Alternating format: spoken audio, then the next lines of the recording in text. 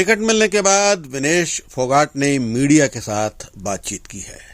उन्होंने कहा कि वो कांग्रेस का धन्यवाद करती हैं क्योंकि बुरे समय में ही पता चलता है कि अपना कौन है और पराया कौन है।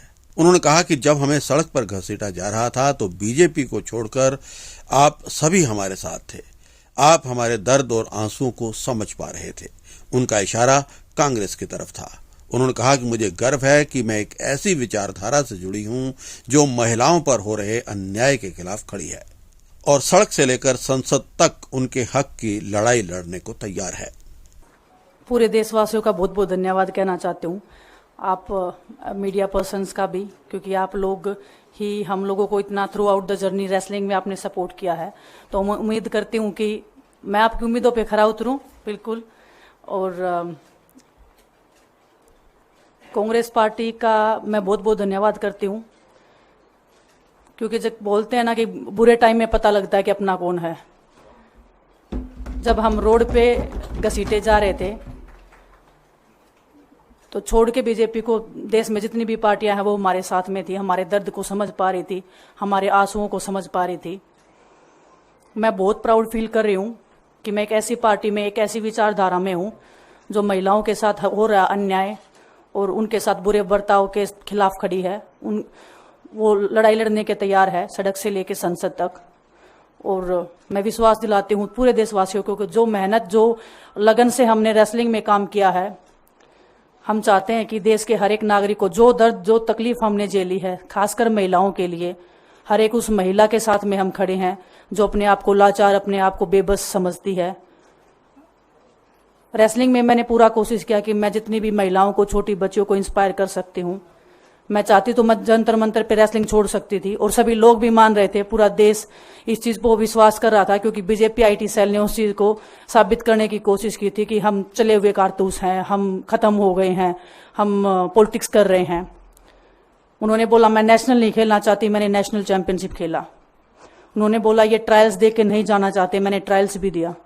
उन्होंने बोला कि ओलंपिक्स लेवल तक नहीं जाना चाहते, मैं ओलंपिक्स में गई, मैं फाइनल्स में गई। अनफॉर्चुनेटली परमात्मा को कोई और चीज मंजूर होगी।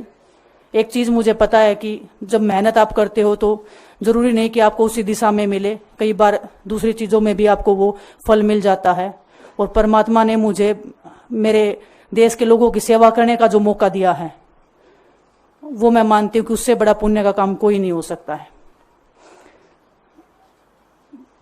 मेरे लिए बहुत प्राउड की बात है। एक मैं नई पारी की शुरुआत कर रही हूँ आज से।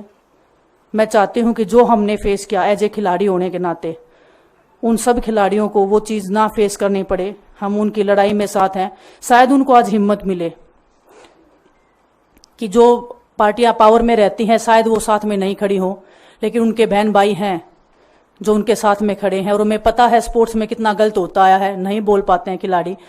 आप हमसे देख लो, बजरंग के ऊपर डोप का बैन लगा दिया 4 साल का, सिर्फ किसी लिए कि सिर्फ उन्होंने आवाज उठाई थी हमारे साथ बैठ के। तो उसका भुगतान हम कर रहे हैं, आज तक कर रहे हैं, लेकिन हम डरेंगे नहीं, पीछे नहीं हटेंगे। जो लड़ाई थी वो जारी है, खत्म नहीं हुई है।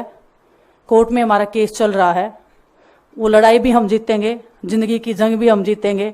खेल में जैसे हमने कभी हार नहीं मानी है, तो हम इस नए प्लेटफॉर्म पे जो आ रहे हैं, देश की सेवा का भाव, और सिर्फ बोलने तक सीमित नहीं रहेगा। ये हम दिल से हमने खेल किया है और दिल से हम ये काम करेंगे, जी जान से मेहनत करेंगे, अपने लोगों के बीच में रहेंगे। जो भी हम अपने लोगों का भला कर सकते हैं, चाहे कितना ही % हमारे हाथ में होगा, वो हम करने की कोशिश करेंगे। और मैं अपनी बहनों को बताना चाहती हूँ कि आपकी बहन आपके साथ में है। किसी भी मुसीबत में, किसी भी पल, किसी भी क्षण आप ऐसे मत समझना कोई भी आपके साथ में नहीं है। जब कोई नहीं खड़ा होगा तो मैं आपके साथ में जरूर खड़ी रहूंगी, कांग्रेस पार्टी आपके साथ में जरूर खड़ी रहेगी। ये हमने फील किया था और मैं वादे से कह सकती हूँ, दावे से कह सकती हूँ कि बिल्कुल आपके साथ भी खड़े रहेंगे। बहुत बहुत धन्यवाद आप सबका।